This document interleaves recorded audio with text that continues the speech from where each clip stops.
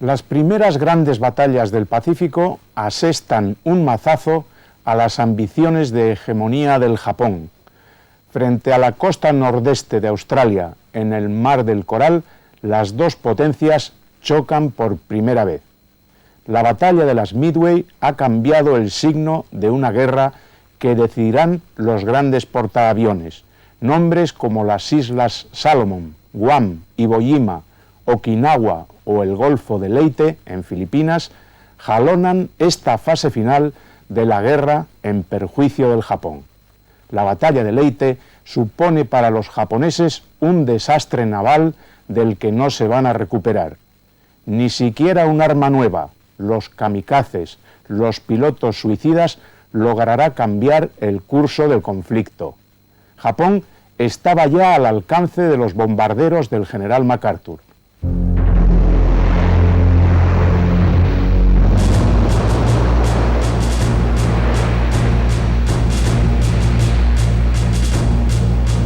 En 1942, Japón se había apoderado de un vasto imperio en el sudeste asiático.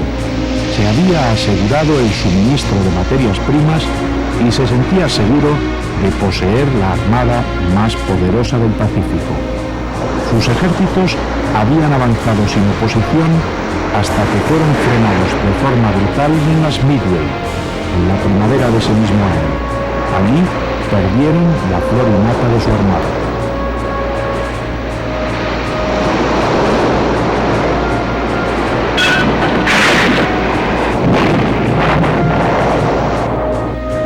El general MacArthur, nombrado jefe de las fuerzas del sur desde su base en Australia, decidió iniciar el contraataque norteamericano en el Pacífico a partir del verano, y eligió una isla que había pertenecido al Imperio Español, Guadalcanal, en el archipiélago de las Salomón, ocupado meses antes por los japoneses. El 7 de agosto, 11.000 infantes de marina desembarcaron en Guadalcanal y otros 6.000 en la vecina isla de Tulagi sin encontrar apenas resistencia del enemigo.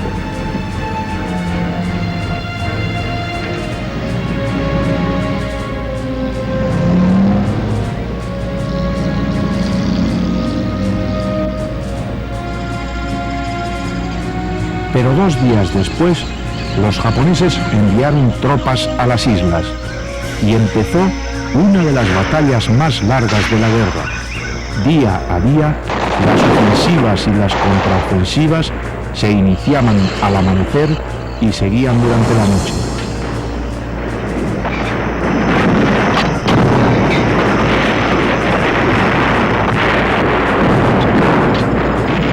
Los japoneses lucharon en la selva palmo a palmo, mientras los norteamericanos sufrían los efectos de su desconocimiento de la guerra en la jungla.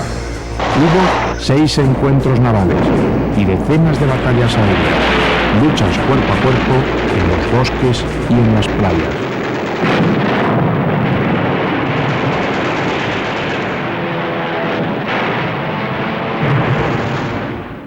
Todos los militares que tomaron parte en la Segunda Guerra Mundial pues reconocieron que los japoneses eran muy buenos soldados, muy buenos combatientes. Y a esto debió contribuir extraordinariamente la enorme frugalidad que se vio siempre y que aún se ve en la vida japonesa actual, pues que toman un bol de arroz con un pescadito seco. Es decir, la gente se mantiene con lo mínimo. Esto es también causante de la larga longevidad de los japoneses en tiempos de paz. Y efectivamente tuvieron siempre los soldados japoneses una resistencia feroz y una disciplina tremenda, inigualable en ningún otro país del mundo. Y por eso resistieron en las selvas asiáticas hasta el final, eran prácticamente inexpugnables de aquellos lugares, tenían que hacerlo con lanzallamas, etcétera, porque se mantenían, aunque fuera de raíces o como pudieran, se mantenían allí. La batalla de Birmania fue una guerra sin cuartel. El general norteamericano Stilwell, apodado Joe Vinagre, el general inglés Wingate y el comandante de vuelo norteamericano Chennault, que formó las escuadrillas de los merodeadores de Merrill, lograron resistir primero y luego enfrentarse a varias de las mejores divisiones japonesas. Fue una lucha a la que apenas se prestó atención y que sin embargo fue durísima, con miles de bajas por ambos lados. La batalla de Birmania se extendió hasta la primavera de 1945, cuando las tropas de Stilwell entraron en la capital, Rangún.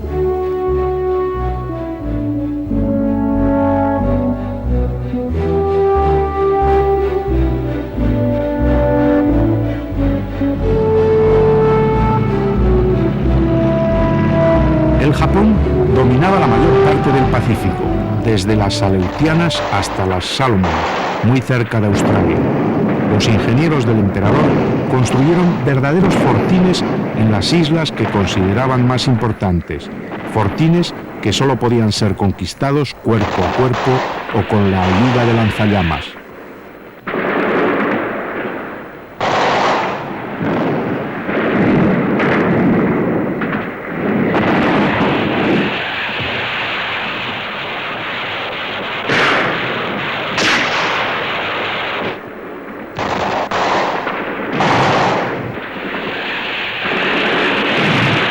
Los servicios secretos estadounidenses, que tenían acceso a los códigos japoneses, brindaron un regalo imprevisto a MacArthur en mayo de 1943, al lograr descifrar un mensaje en el que se informaba que el almirante Yamamoto iba a emprender un viaje de inspección a varias bases del Pacífico.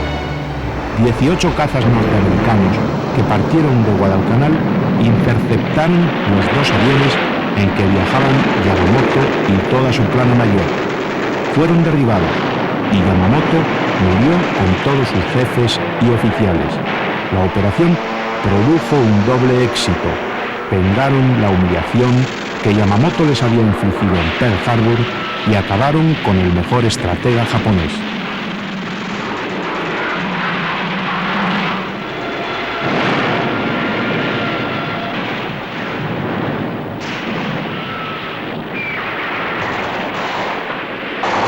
Como en un dominó sangriento, cayeron las Marshall y luego las Carolinas, con el uso de bombardeos de saturación, verdaderas alfombras de bombas que obligaban a los soldados nipones a salir de sus escondrijos.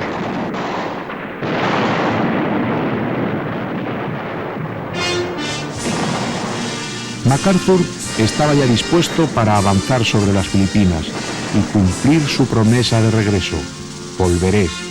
El 15 de junio de 1944 decidió que la operación menos costosa sería atacar en Leyte, una isla menor del archipiélago que contaba con algunos aeródromos y en donde la resistencia japonesa parecía inferior.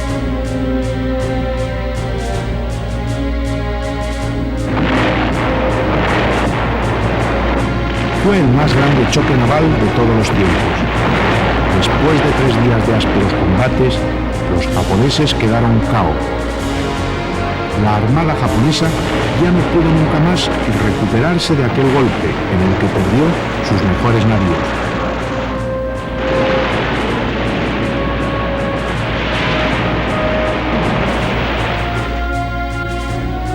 MacArthur siguió los combates y el desembarco de sus tropas en Leyte desde el puente de mando del crucero Nashville. Luego se duchó, se puso un uniforme nuevo y ocupó su plaza en una lancha de desembarco, acompañado del presidente de Filipinas.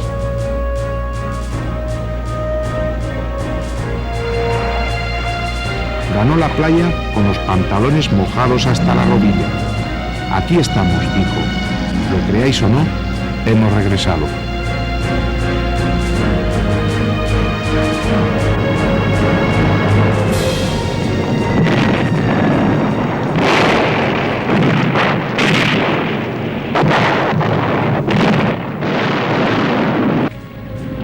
Manila quedó destruida por completo, la más destruida después de Varsovia en la Segunda Guerra Mundial, en la única batalla urbana que se libró en el Pacífico. Los 16.000 japoneses de la guarnición de la ciudad resistieron por espacio de un mes.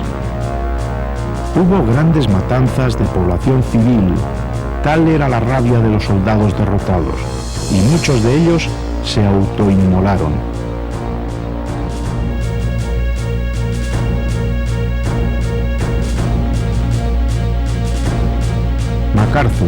que acabó a cañonazos casi por completo con la ciudad española de Intramuros, entró en Manila como un dios. Era el talismán de la victoria final. Los filipinos le recibieron con gritos de júbilo y con flores.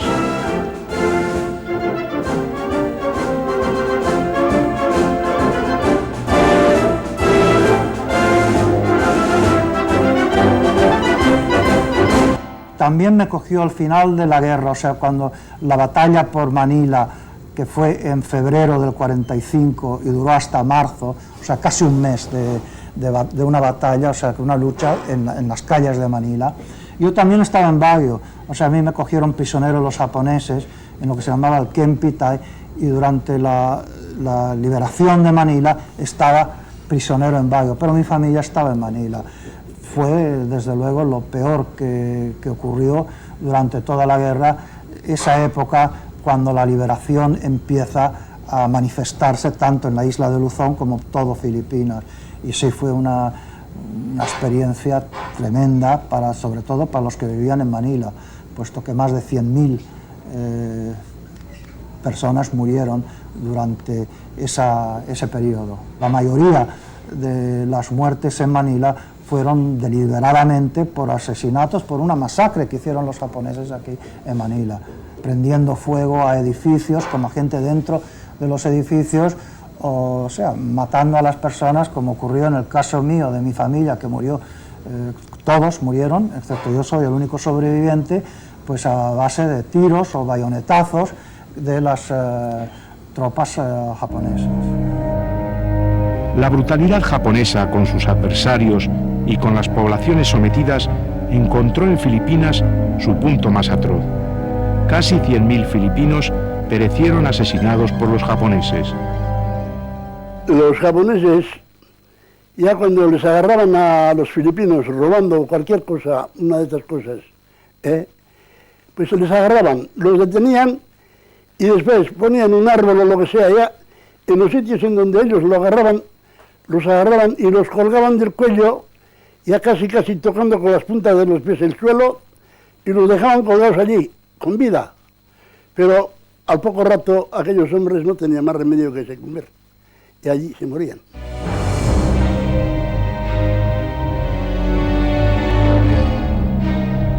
Cuando se liberaron los campos de concentración, los prisioneros aparecieron ante las tropas norteamericanas con parecido aspecto al que ofrecían los presos de los campos nazis. Comenzó también a ver la luz la odisea de miles de mujeres que fueron obligadas a prostituirse para prestar servicios sexuales a los soldados nipones, las llamadas Comfort Girls, literalmente las chicas consuelo. De las llamadas Comfort Girls no tengo noticia directa. Lo que sí sé es lo siguiente: cuando la liberación de Manila, los japoneses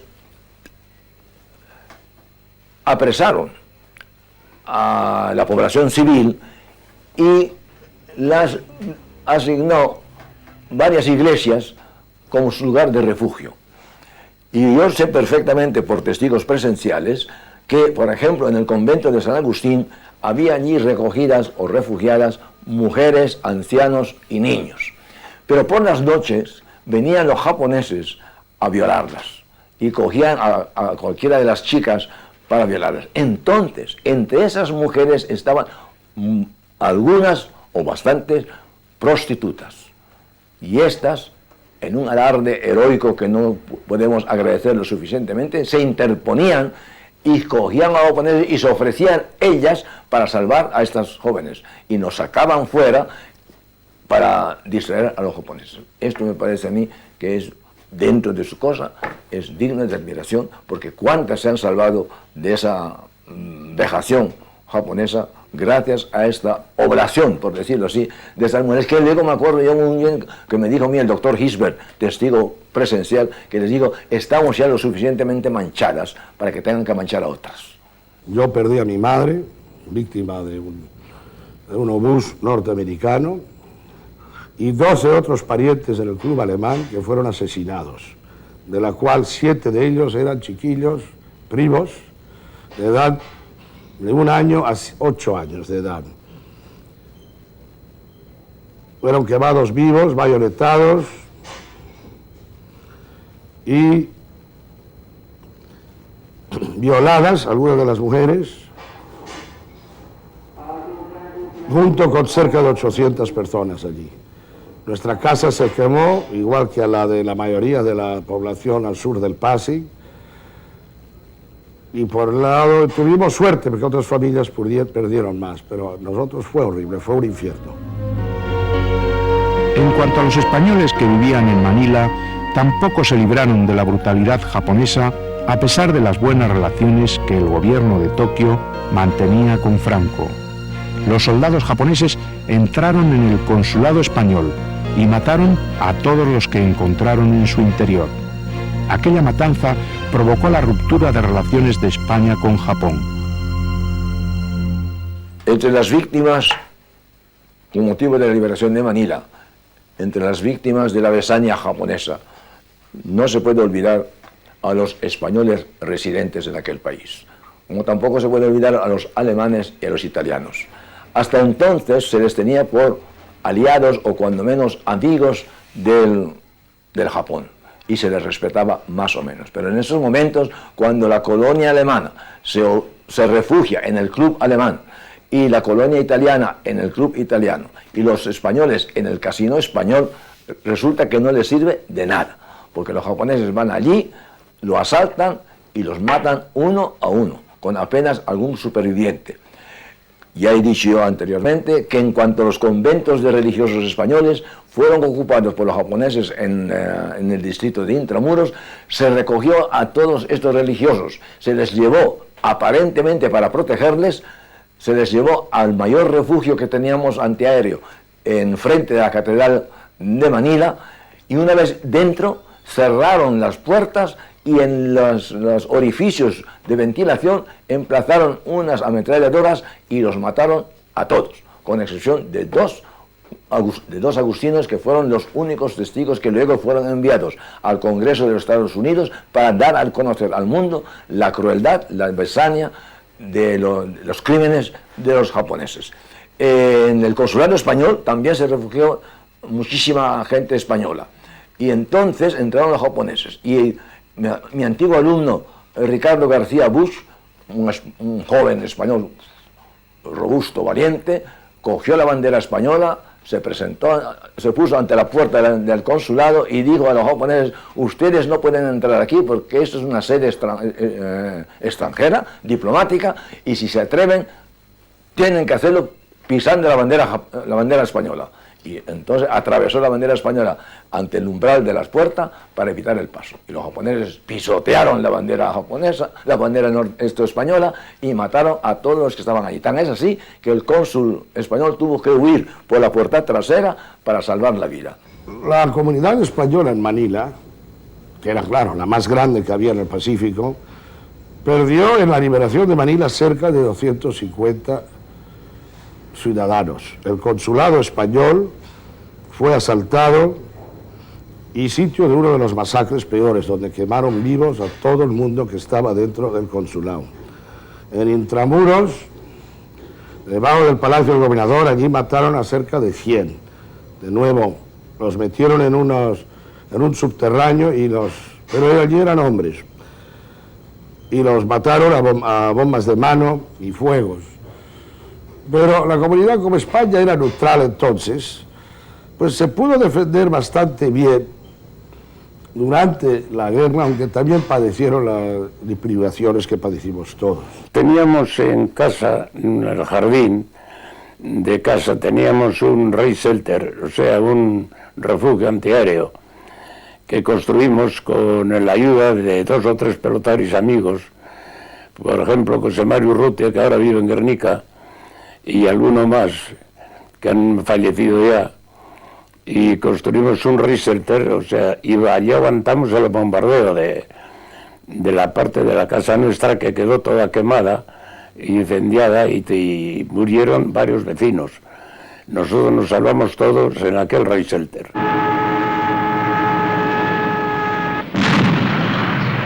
Durante la batalla de Leyte, los tripulantes de los navíos norteamericanos vieron con estupor cómo algunos aviones japoneses, con sus pilotos a los mandos, se lanzaban en picado contra sus barcos, buscando estrellarse contra ellos.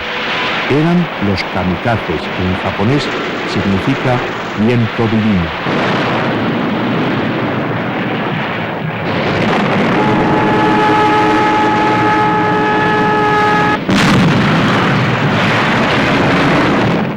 Un capitán americano que había hecho la Guerra del Pacífico y había entrado con MacArthur en el Japón, tuvo ocasión de conocer a uno de estos pilotos kamikaze, Yasuo Kubahara, que le contó toda su experiencia y él la transcribió en este libro que se titula precisamente Kamikaze. Y aquí cuenta una escena impresionante de un capitán Tsubaki, que era el jefe de los escuadrones de la muerte, que en un momento dado mandó formar a los 100 pilotos que tenía a sus órdenes y les dijo: hemos decidido hacer un ataque kamikaze contra los barcos americanos. Pero esto es una decisión libre por parte de ustedes, de manera que los que no quieran participar en esto, que hagan el favor de levantar la mano. Todos se quedaron quietos menos 6 que levantaron la mano, y entonces el capitán Tsubaki dijo: estos señores han confesado públicamente que son desleales a su país y al emperador, pero les daremos una oportunidad para recuperar su honor. Y estos 6 señores formarán parte del primer escuadrón que ataquen los barcos americanos. Este libro es impresionante porque cuenta toda la experiencia de Kubahara y cómo él se salvó gracias a la bomba atómica, porque después de haberse bombardeado Hiroshima con la bomba atómica, ya los japoneses decidieron suspender aquellos ataques. Él decía, por cierto, que toda la sociedad estaba, incluso su padre, que estaba orgulloso de que él fuera kamikaze, pues estaba todo el mundo en favor de que ellos sacrificasen su vida por el país y por el emperador.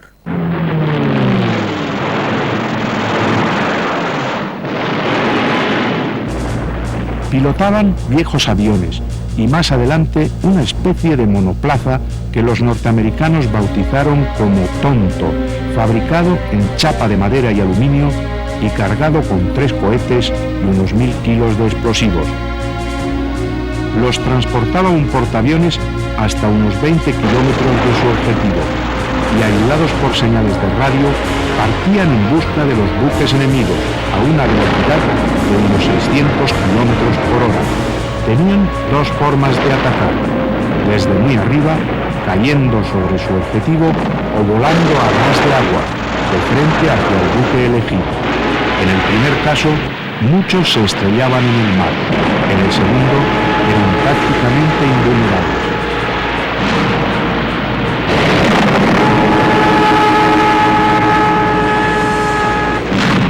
Los norteamericanos tardaron en aprender a combatirlos, y para entonces los kamikazes habían hecho mucho daño a la flota de los Estados Unidos. Pero tampoco sirvieron para ganar la guerra.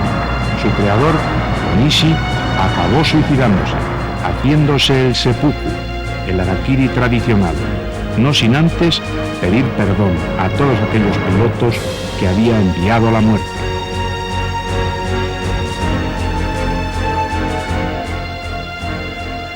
El harakiri es la palabra popular para definir lo que los japoneses llaman más propiamente seppuku, que quiere decir el suicidio, clavándose la daga en la parte izquierda del vientre y llevando la daga, desgarrando todas las entrañas hasta llegar a la parte derecha.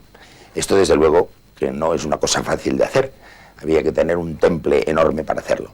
Pero no es un simple suicidio, es un rito, una ceremonia que hacían los guerreros, todavía en nuestra época se ha hecho en alguna ocasión, porque no habían estado a la altura de lo que de ellos se esperaba. Y entonces, para redimir su fama, su buena fama, es decir, para no caer en la infamia, entonces cometían suicidio. La mentalidad de los kamikazes estaba muy enraizada en las tradiciones japonesas. En un programa de televisión española realizado en 1975, 3 kamikazes supervivientes hablaban todavía con orgullo de su experiencia. Si no se hubieran conseguido los progresos científicos de hoy y fuese por tanto necesario, como por ejemplo en el caso de la guerra, según las antiguas modalidades de combate, desde luego que no vacilaría en acudir a la defensa de mi patria. Si en un caso extremo llegase la necesidad de que alguien tuviese que manejar proyectiles dirigidos y seguir junto a ellos su trayectoria, yo ciertamente me hubiese alistado como aspirante.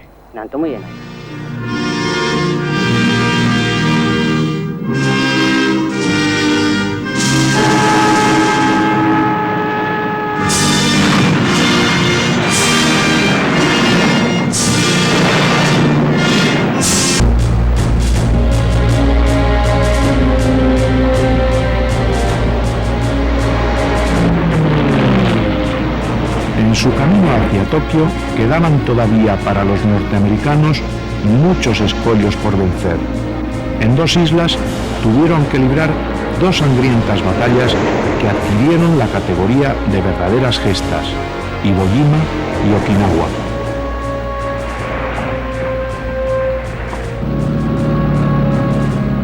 La batalla de Iwo Jima se inició el 19 de febrero de 1945. Se repitió el guión, pero con mayor intensidad que los norteamericanos habían tenido que emplear en todas sus conquistas anteriores.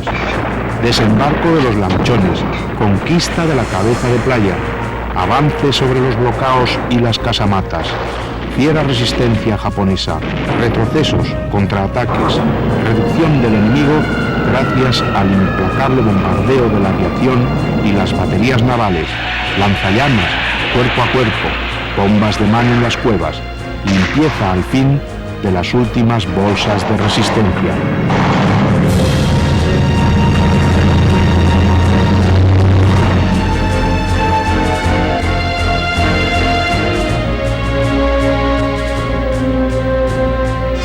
En Iwo Jima se tomó la más famosa foto de la Guerra del Pacífico.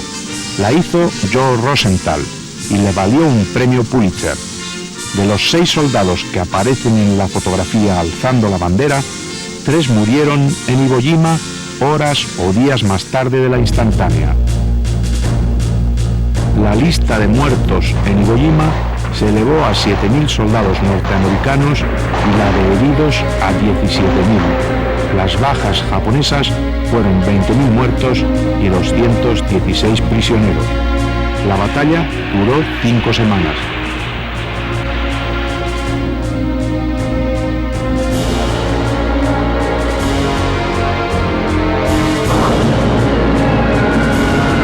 Okinawa fue todavía peor.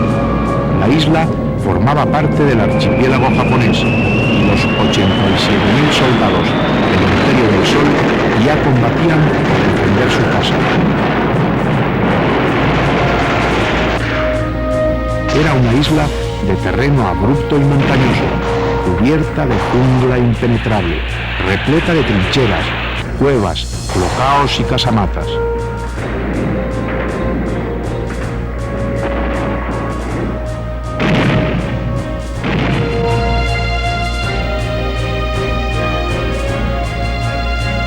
Okinawa cayó en junio, pero antes de eso, en pleno fragor de los combates, hubo otra baja que añadir a los miles de muertos norteamericanos, la del presidente Roosevelt.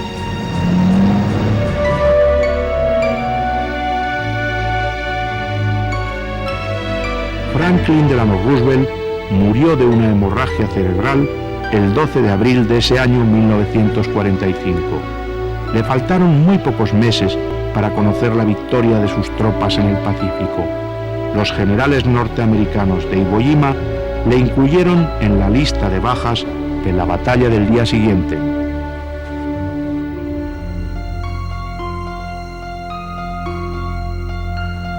A Roosevelt le sucedió un hombre en apariencia más gris, pero tal vez dotado de menos escrúpulos. Era Harry Truman, y para él quedaría el honor de ser el presidente que ganó la guerra, aunque en buena ley habría que atribuírselo a su predecesor en el cargo. Harry Truman pasaría a la historia por ser, a su vez, el primer y único mandatario que ha tomado la decisión de arrojar una bomba atómica sobre una gran ciudad habitada. Después de Yalta, la conferencia de Potsdam junto a Berlín fue la última que celebraron los aliados antes del fin de la guerra. Sirvió para concretar los acuerdos que ya habían tomado en la anterior reunión celebrada en el balneario soviético. El aire de primerizo con que Truman llegó a la conferencia el 16 de julio de aquel año 1945 cambió de pronto. Había recibido un telegrama y su gesto se transformó en el de un hombre seguro de sí, casi eufórico. El telegrama decía a secas: el niño ha nacido bien.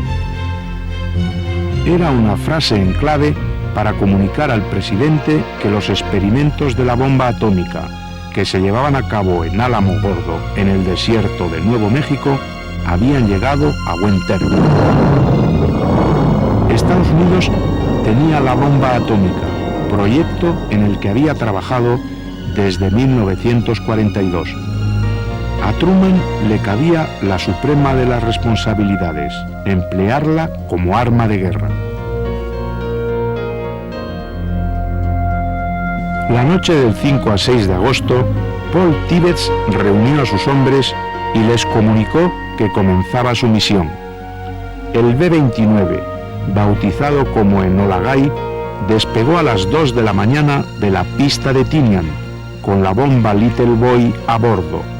A las 7 de la mañana, las sirenas comenzaron a sonar en Hiroshima, cuando sus radares detectaron un avión norteamericano de reconocimiento meteorológico. Este aparato comunicó al Enola Gay que las condiciones eran idóneas. Desde el momento en que giramos hasta que llegamos al punto de lanzamiento, teníamos 7 minutos. A medida que nos aproximamos a ese punto, lo único que dijimos fue: lo tengo. Los últimos 15 segundos se realizó la cuenta atrás. 10, 5, 4, 3, 2, 1. Fuera.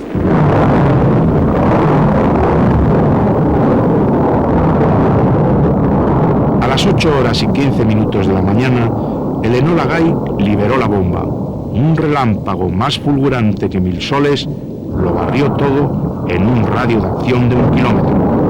Los tripulantes del avión que lo había lanzado quedaron cegados a causa de la luz liberada por la explosión.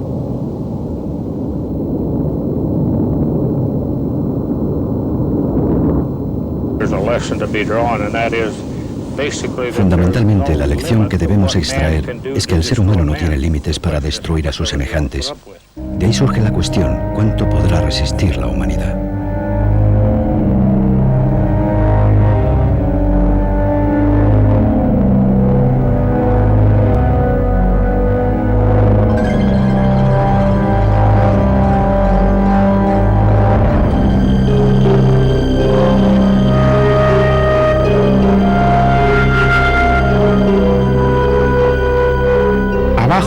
Todo era muerte, desolación, pavor y ruina. El padre jesuita Arrupe, un vasco licenciado en medicina que años más tarde alcanzaría el cargo de responsable supremo de la orden, vivía entonces cerca de Hiroshima y fue testigo de la explosión.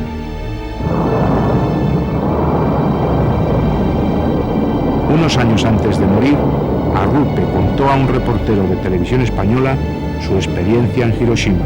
Pues sucedió la explosión, ¿verdad? Es decir, una explosión a las 8:10 de la mañana, estábamos en casa y sin previo aviso vimos una luz como un flash, ¿verdad?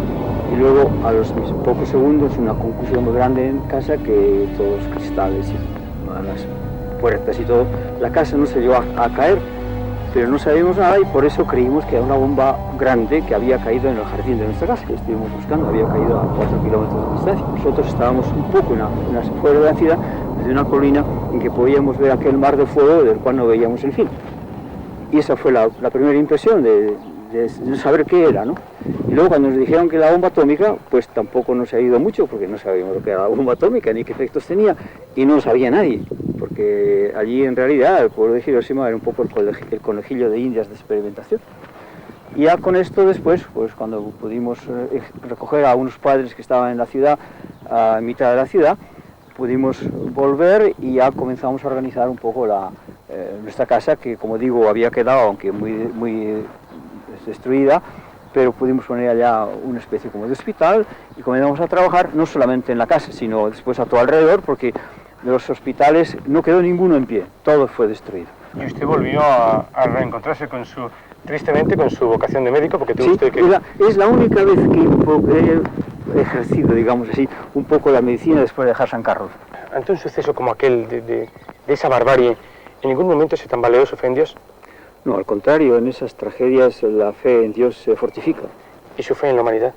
Pues es una experiencia muy, digamos así, que tiene sus contradicciones. Por un lado, se ve a dónde puede llevar el desorientamiento humano o la desorientación a pesar de todos estos adelantos modernos, si no se tiene una norma moral que es para destruir al pueblo.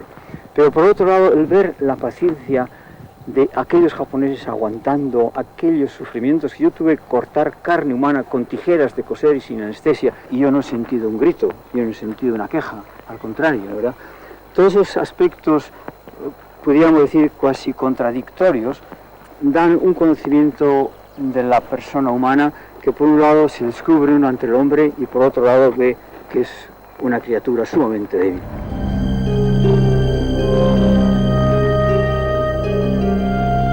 Las primeras cifras de muertos se estimaron en 80.000 personas.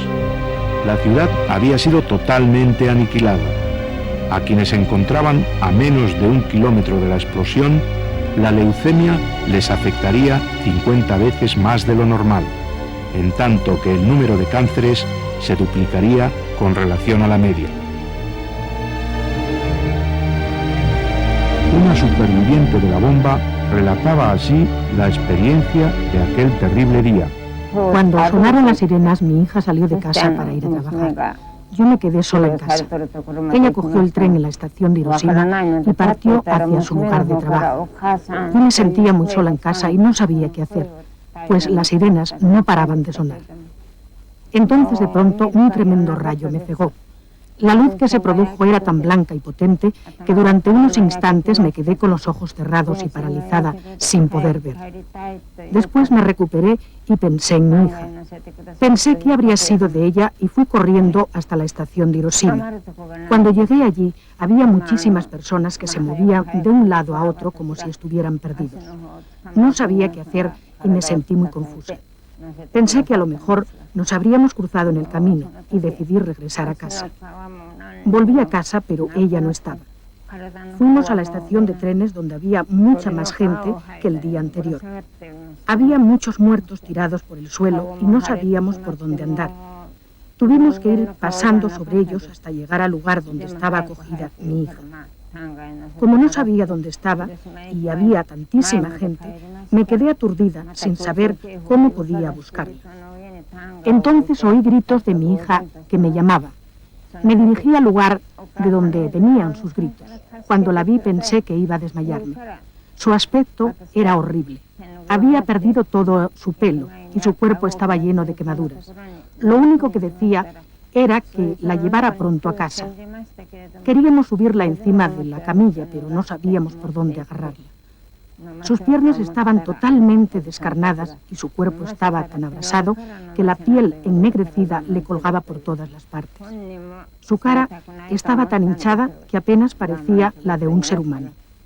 Cuando llegamos otra vez a la estación de Hiroshima, volvieron a sonar las sirenas. Pusimos la camilla encima de los muertos y por unos momentos estuvimos sin saber qué hacer. En aquel momento, mi hija pidió agua. Con una toalla en la mano, me dirigía a un gran aljibe que estaba cerca de la estación. Dentro del aljibe había un muerto, y a pesar de eso, mojé la toalla y volví donde estaba mi hija. Entonces mis amigos me dijeron que si le daba agua, moriría. Por eso, con mucho cuidado, puse la toalla ligeramente mojada sobre sus labios para que pudiera aguantar la sed. Cuando dejaron de sonar las sirenas, de nuevo nos dirigimos a casa. Al llegar allí no encontramos a ningún médico ni medicamentos. Preparamos la cama, pero no podíamos acostarla. Entonces yo la cogí y la puse sobre mis rodillas. La tuve de esta manera durante 9 horas. Mi dolor de madre fue terrible. De repente mi hija me dijo, mamá, no quiero morir. No quiero morir antes de que mi hermano vuelva de la guerra. Yo le dije que aguantara y que no iba a morir. Ella se colgaba de mi cuello diciendo, mamá, mamá. Yo le decía, aguanta, hija mía, aguanta. Y así su vida se fue extinguiendo poco a poco. Al final solo dijo, mamá, quiero...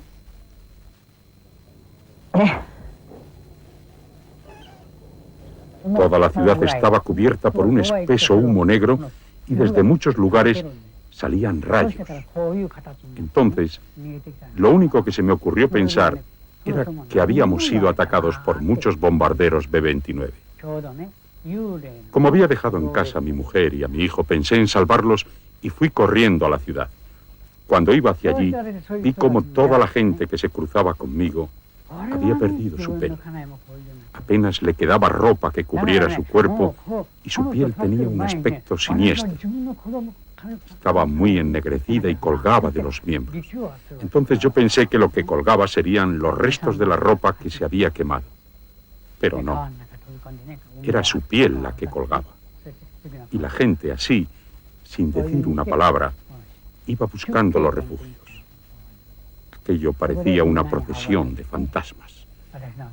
Como vi que toda la gente tenía ese aspecto tan terrible, pensé que mi mujer y mi hijo también estarían así, y en lugar de socorrer a esa gente, desesperadamente recorrí 2 o 3 millas para buscar a mi familia.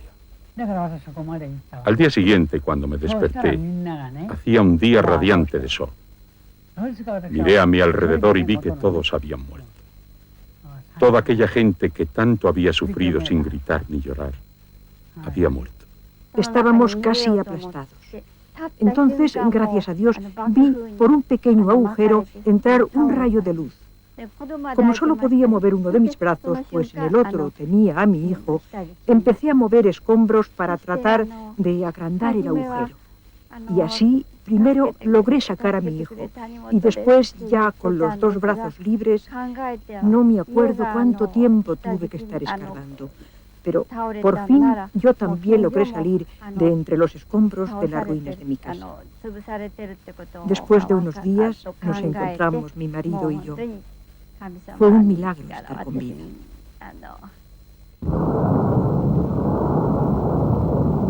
Tres días después, una nueva bomba, esta aún más innecesaria que la primera, destruía la ciudad de Nagasaki y el horror se repitió.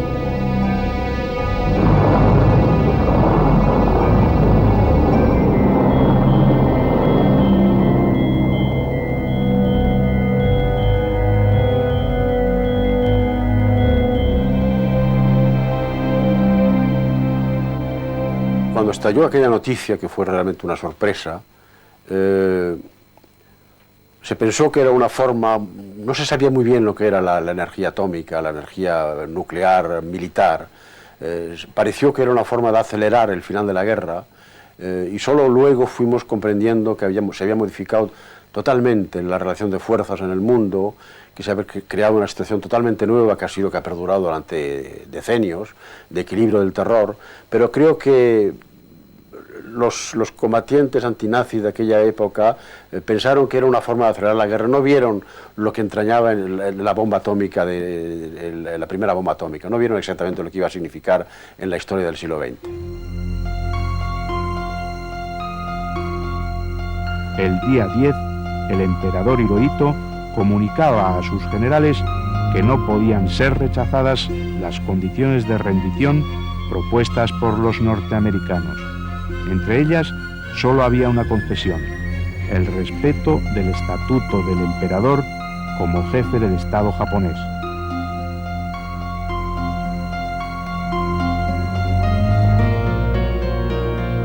El 15 de agosto, el emperador habló por la radio. Era la primera vez que los japoneses escuchaban la voz del Tenno, el emperador. Las sirenas callaron y los trenes se detuvieron. Todo Japón se concentró alrededor de los altavoces. Hirohito aceptaba la rendición y todos los japoneses se echaban a llorar.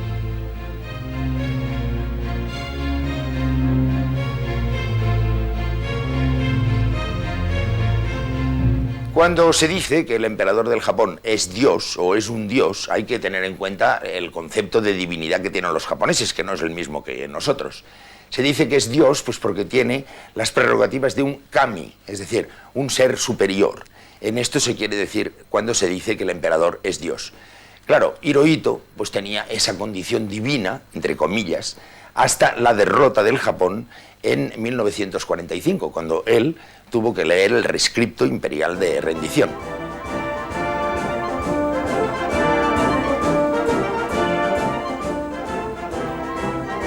En los Estados Unidos, las escenas de alegría por la victoria inundaban las calles. Eran las dos caras opuestas del final de aquel conflicto sangriento que Churchill definió como la guerra innecesaria.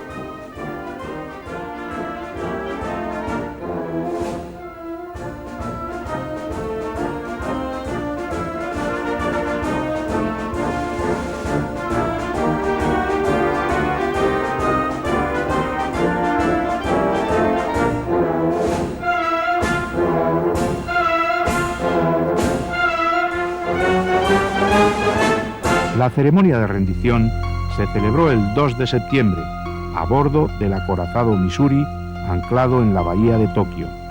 La representación japonesa la formaban el ministro de Asuntos Exteriores y el general Umezu.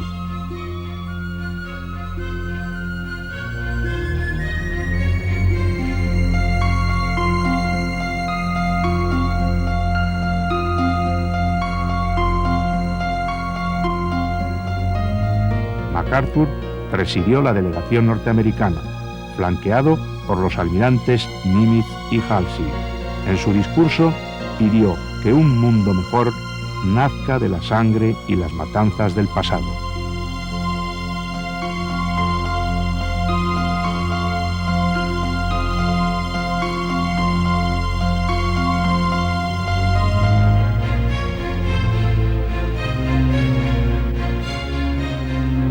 Varios generales japoneses fueron juzgados más tarde en tribunales militares por crímenes de guerra, y 7 de ellos condenados a muerte y ahorcados, entre ellos el general Toho y el almirante Yamashita. El emperador, sin embargo, fue conservado en su trono.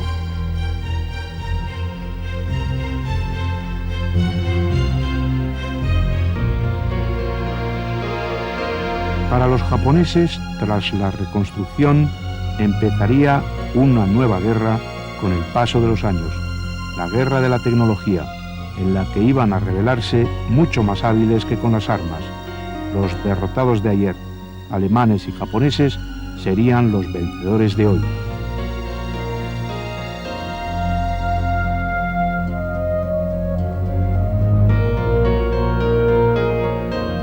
Mientras la Alemania nazi proclamó sus culpas por el genocidio y la provocación del conflicto más desolador que ha vivido Europa, Japón no ha aceptado del todo su responsabilidad sobre los 100.000 chinos asesinados en Nankín en 1931, sobre Pearl Harbor, sobre las matanzas de Manila, Singapur, Java o Hong Kong.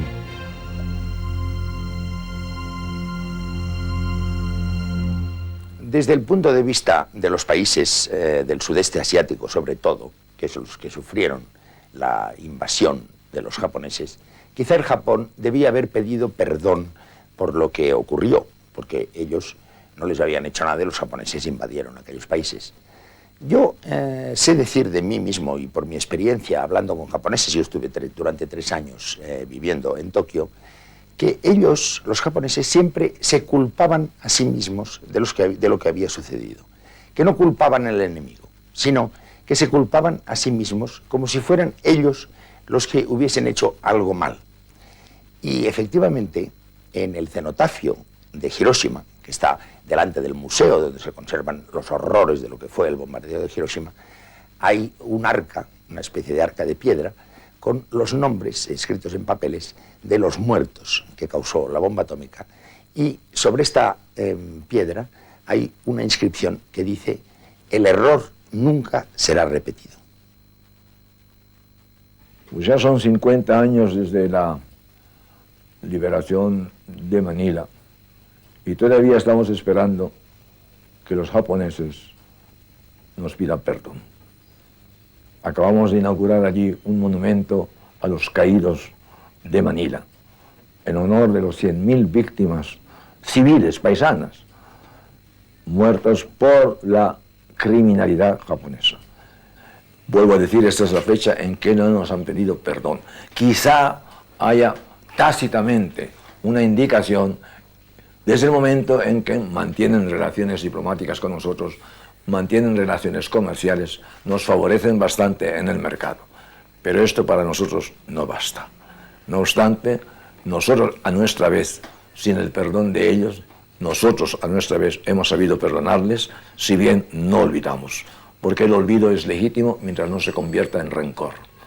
Y rencor no tenemos, tan solo tenemos la memoria viva de la historia que no puede borrarse jamás.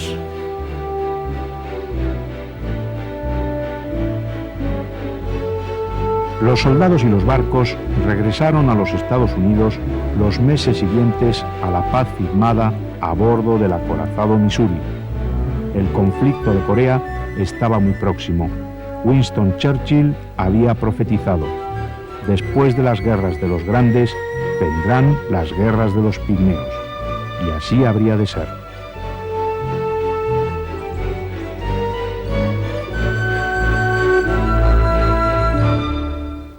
Así terminó una guerra que duró casi 6 años y mató a más de 60 millones de personas. MacArthur salvó la vida del emperador y redactó una constitución para el que había dejado de ser el imperio del sol naciente. La guerra que perdieron en el campo de batalla la ganarían luego en la industria, el comercio, la tecnología. Era el milagro japonés. Ya no necesitaban bombardear Pearl Harbor, les bastaba con comprarlo en parcelas. Al cumplirse 50 años del bombardeo atómico y de la rendición, los japoneses discuten las causas, razones y sin razones de una guerra tan devastadora. También lo hacen los norteamericanos y con ellos el mundo. Es la memoria de la guerra.